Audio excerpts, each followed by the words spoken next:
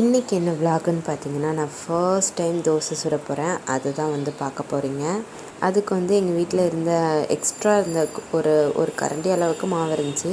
இதை வந்துட்டு ஷேர் பண்ணலாமான்னு தெரியல. என்னோடய எக்ஸ்பீரியன்ஸை என்னோடய வாழ்க்கையிலே நான் ஃபர்ஸ்ட் டைம் சுட போகிறத நான் ஜஸ்ட் ஷேர் பண்ணுறேன். இதுக்கு வந்து நான் வந்து பழைய கல் தான் எடுத்திருந்தேன். புதுக்கல் எடுத்தால் எங்கள் அம்மா என்னைய சாத்திடுவாங்க.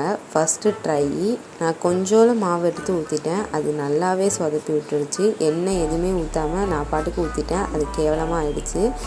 அதை எடுக்கவே நான் ரொம்ப கஷ்டப்பட்டுட்டு அதை வந்து அப்படியே எடுத்ததுக்கப்புறம் செகண்ட் ட்ரையில் ஆனியன் தடவிட்டு ஆயில் ஊற்றிட்டு நிறைய மாவை தோண்டி எடுத்து ஊற்றினேன். இது வந்துட்டு கேவலமாக வந்துச்சு. அதுவே இதுக்கு பரவாயில்ல போல். இது வந்துட்டு ஒரு மாதிரி குட்டியாக வந்துருந்துச்சு. தோசை பார்க்குறதுக்கு தோசை மாதிரியே சுத்தமாக இல்லை. அந்த பிக் ஆட் பண்ணுறேன் பாருங்கள். இதுக்கு நம்ம அம்மா சுடுற தோசையே வந்துட்டு பெட்டர்னு தோணுது. நான் ஜஸ்ட் ட்ரை தான் பண்ணேன். வேஸ்ட் பண்ணிட்டேன்னு நினைக்காதீங்க. பாய்.